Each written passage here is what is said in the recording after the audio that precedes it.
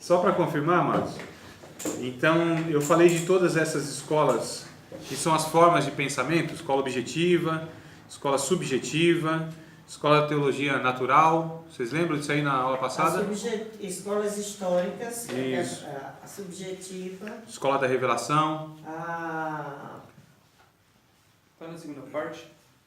Página 288. Então isso aí eu já tinha detalhado. A escola da teologia natural, acho que não falou. Não falei? Não, irmão João? Não. Irmão que está mais antenado aí. Da teologia natural não. Foi? Não, né? Não, acho que Então vamos lá. A partir daqui, da página 288. Não, já falou? Não. Acho que foi da subjetiva. Isso, então vamos lá.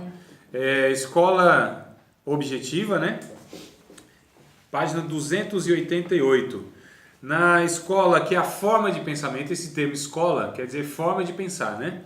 Nessa forma de pensamento aí subjetiva, dizem esses pensadores que não é necessário esses argumentos racionais, né?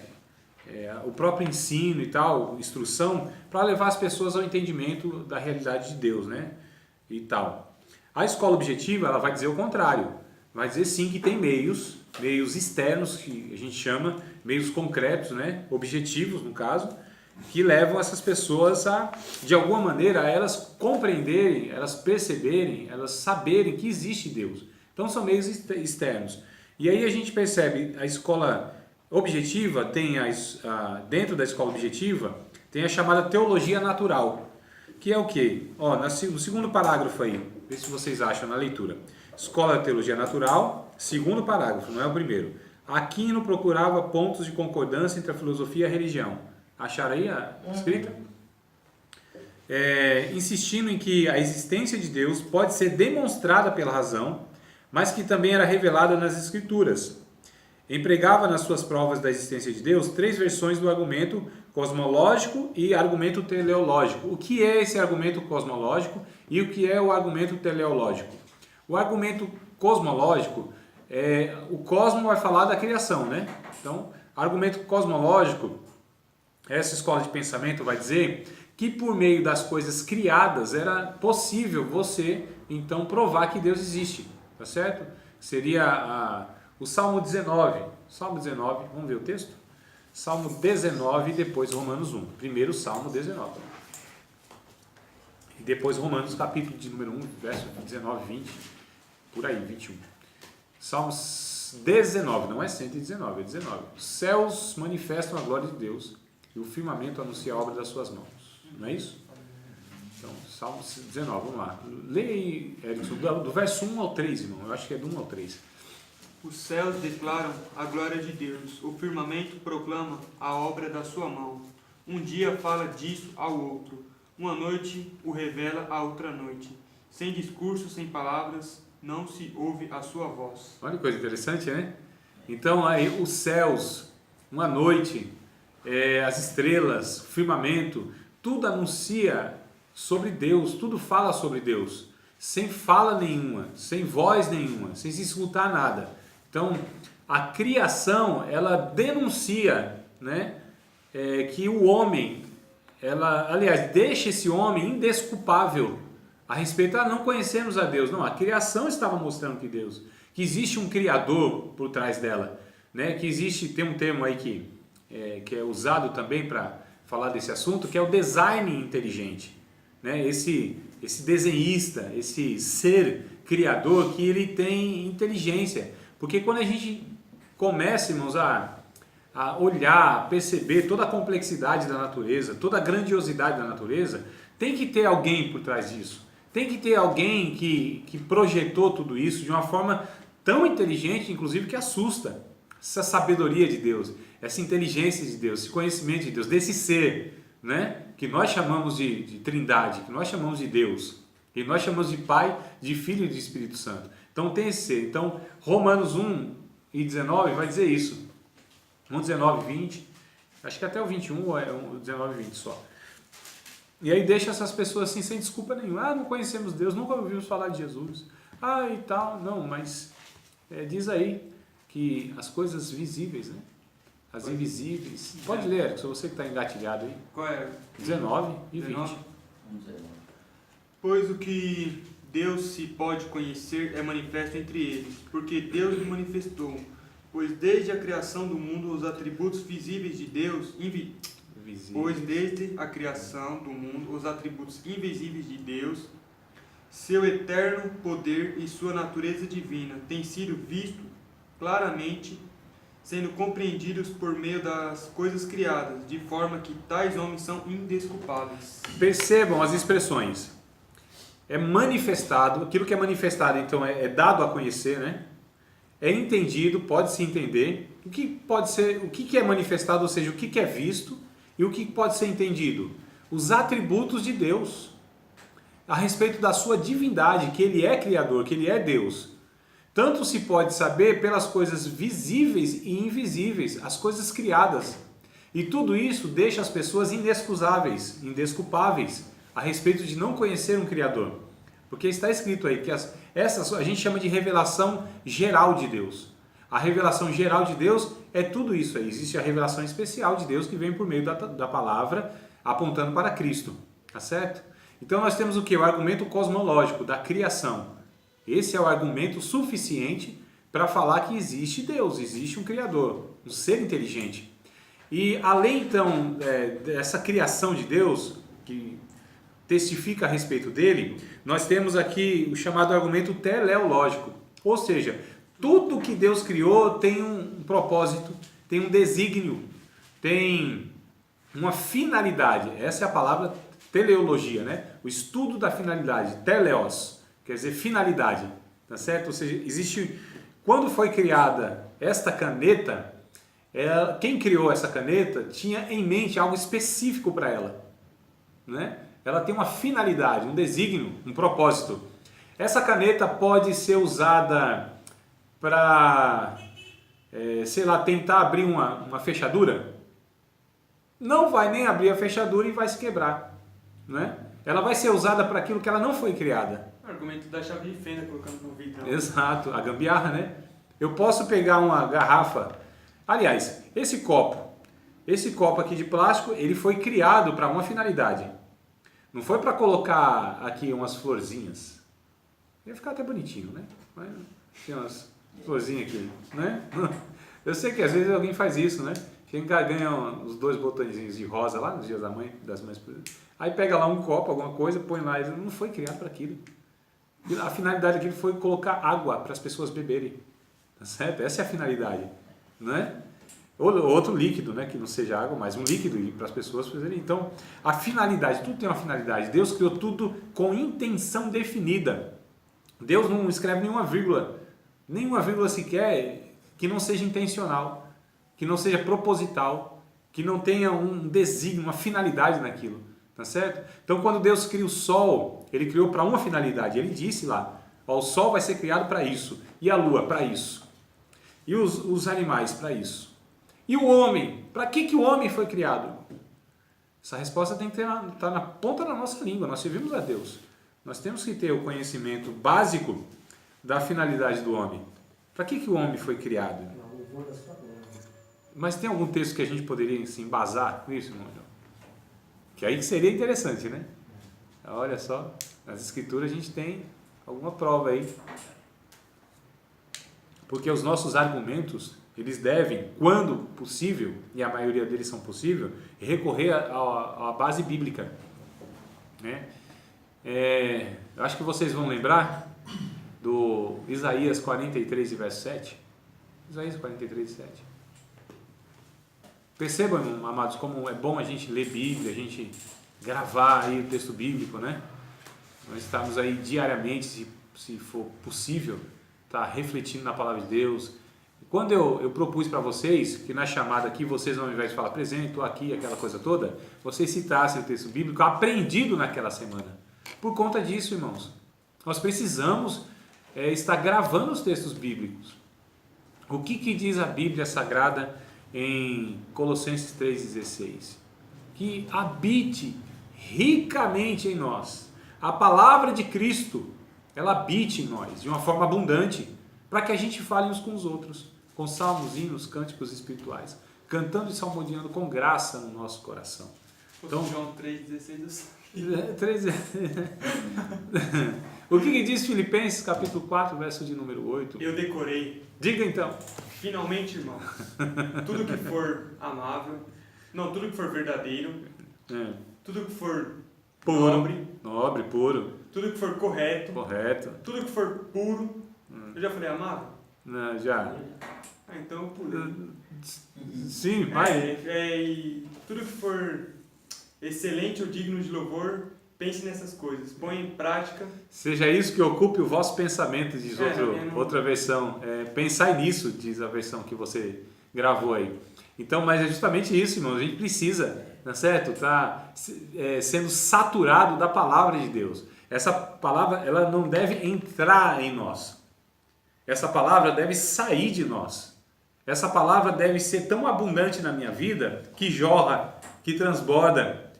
Essa palavra não contém em mim, ela jorra de mim. Então, na verdade, a gente está esperando que a Bíblia entre em nós. A Bíblia tem que sair de nós, irmãos. A palavra de Deus, ela tem que morar em nós, habitar em nós. Como purificará o jovem o seu caminho? Observando conforme a sua palavra. Escondi a tua palavra no meu coração, para que eu não peque contra ti. Qual é esse versículo? Salmo 119, verso de número 11. Salmo 119, verso de número 105, lâmpada para os meus pés e a tua palavra, luz para os meus caminhos. Salmo 119, verso de número 9, que eu disse. Salmo 119, verso 18, vai dizer assim: Senhor, de todo o teu coração, de todo o meu coração eu te busquei, não me deixes desviar dos teus mandamentos. Salmo 119, verso de número 87. Ó Senhor, quanto amo a tua lei, a minha meditação em todo dia. Salmo 119, verso de número 99. Eu, Davi dizendo jovem, sou mais sábio do que os velhos, porque guardo os teus mandamentos. Salmo 119, verso 100. Eu sou mais sabido, diz na minha terra, do que os velhos, porque guardo os teus preceitos. Salmo 119, verso 163. 7 dias te louvo no dia por causa do juízo das tuas justiça. E aí, irmão, a declaração do salmista no Salmo 119 é pelo amor à palavra de Deus. E eu poderia citar outros mais dentro do Salmo 119, fora em toda a Bíblia. Tá certo? Então a Bíblia Sagrada, ela deve jorrar da nossa vida. A palavra de Deus, amados, tem que ser para nós como o cajado para aquele que tem dificuldade, né? No caso, o apoio para aquele que tem dificuldade de andar. A palavra de Deus para nós tem que ser como uma bússola que é para o marinheiro, como o mapa que é para o viajante, tá certo? A ferramenta para o profissional. Então a palavra de Deus para nós tem que ser desejada. A palavra de Deus para nós tem que ser como um martelo que os mil sapenha, né? Terra, terra, terra, ouve a palavra do Senhor. Palavra de Deus, irmãos. Então a Bíblia Sagrada para nós é algo preciosíssimo. Mais do que adquirir prata e ouro, vai dizer o salmista. E a própria Bíblia está recheada dessas declarações, desses desejos dos profetas, dos salmistas, dos apóstolos, dos seguidores de Jesus, de desejar a sua palavra, né? Jesus disse no João 6,63, as palavras que eu tenho dito, as minhas palavras são espírito e vida. O próprio Jesus disse em 12,48 de João, a palavra que eu vos tenho pregado, eu não, mas a palavra que eu tenho pregado, essa há de julgar no último dia. O João 5,39, examinai as escrituras, porque cuidai nelas, são elas que testificam de mim, e cuidais ter nelas a vida eterna. O Mateus 22,29, errais por não conhecer a palavra de Deus e nem o seu poder. E, irmão, e por aí vai. Eu poderia ficar aqui alguns minutos citando a palavra de Deus. Porque a palavra de Deus, ela tem que sair de mim. Ela tem que sair de nós. Ela não entra em mim. Ela já está em mim faz tempo, irmãos. Tá certo? Como o próprio Jesus disse, aliás, o próprio João disse a respeito de Jesus, disse, o verbo se fez carne e habitou entre nós, cheio de graça e de verdade, irmãos. Então a palavra, o Logos de Deus, tem que habitar na nossa vida. Nós precisamos manejar essa palavra, conhecer essa palavra. Amados, essa palavra é o que vai, inclusive, nos encaminhar para a verdade ou para a mentira. É o que vai nos mostrar a vontade de Deus ou não. É que muitas vezes ela vai nos libertar. Conhecereis a verdade, irmãos. E a verdade vos libertará. Quem é a verdade? Senão o próprio Cristo. Ele disse: eu sou o caminho, a verdade e a vida.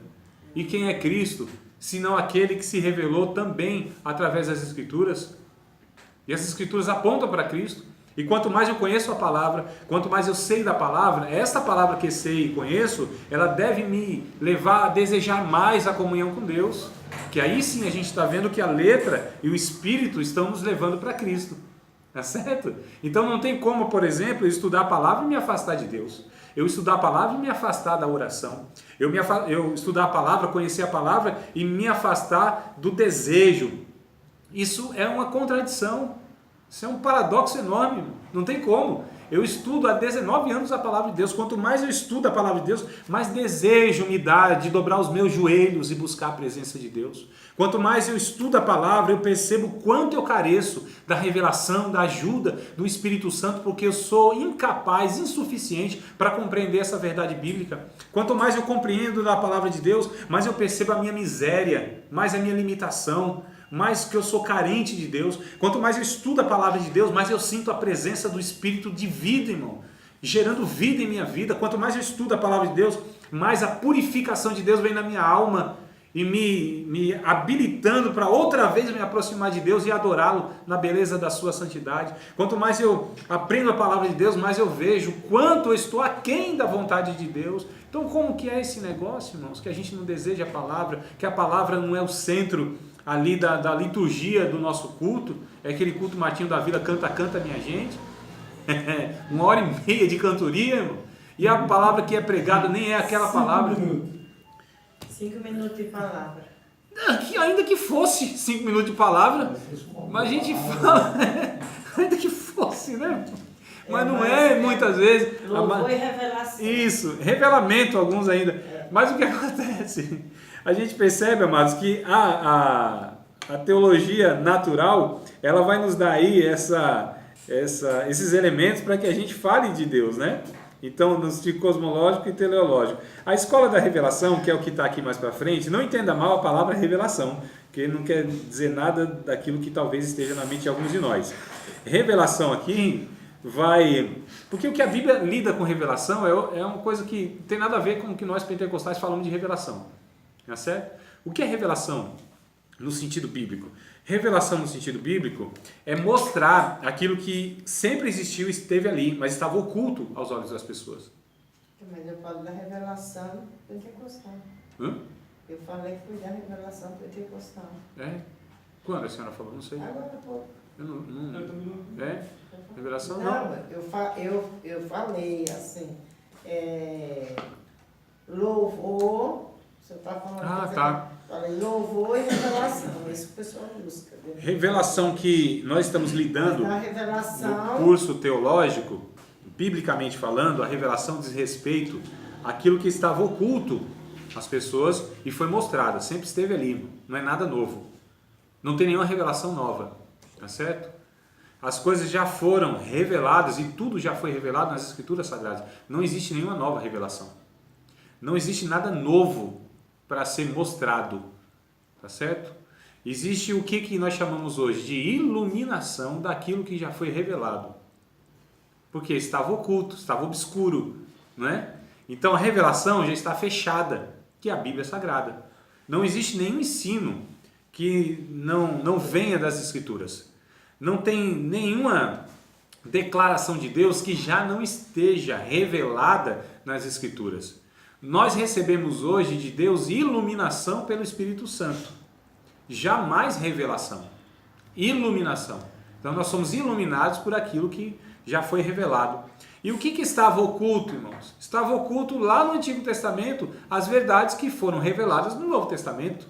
O Efésios capítulo de número 3, Paulo ele vai dizer logo no primeiro versículo: por esta causa eu me ponho de joelhos por causa de vocês.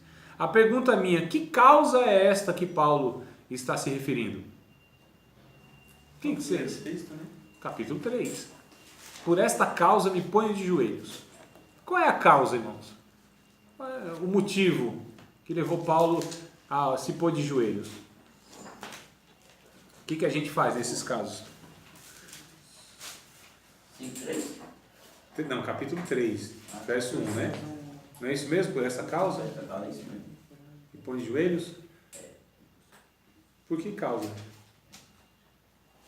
Por esta causa eu, Paulo, sou prisioneiro de Jesus Cristo por vós, os gentios. Por que causa?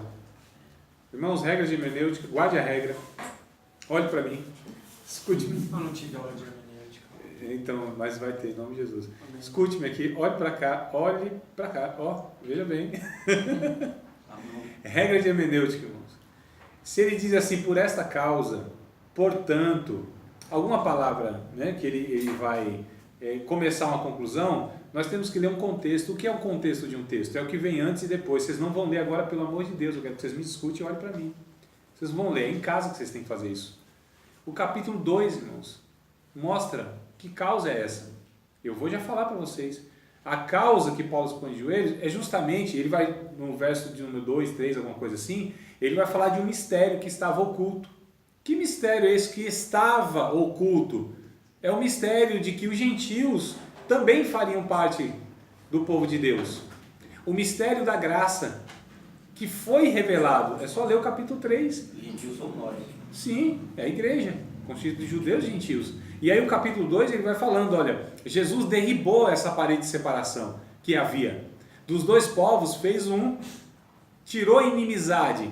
Todos nós agora somos família de Deus, povo de Deus, não éramos? Éramos peregrinos, errantes, destituídos da glória de Deus, afastados da glória de Deus, mas agora somos família de Deus. Por esta causa eu me ponho de joelho diante de Deus por vocês, os gentios. Diga, mano. Mas isso já era era um propósito de Deus, já era uma coisa que... Sempre foi. Sempre foi, mano. Sempre Eram foi. dois povos, né? Judeus e gentios, né? É. O Paulo era gentil também. Não, Paulo era judeu. Romano, não? Ah, Não, judeu. era de Roma. Judeu da tribo de Benjamim, circuncidado ao 8º dia, mano. Ah, você... E estudou com o Ele melhor comprou esse professor, direito, né? não foi? Oi? Ele comprou esse direito, Deus. De romano, sim, cidadania romana. Mas ele é judeu por nascimento e tal, da tribo lá de Benjamim, fariseu de fariseu, ou seja, o fariseu era um grupo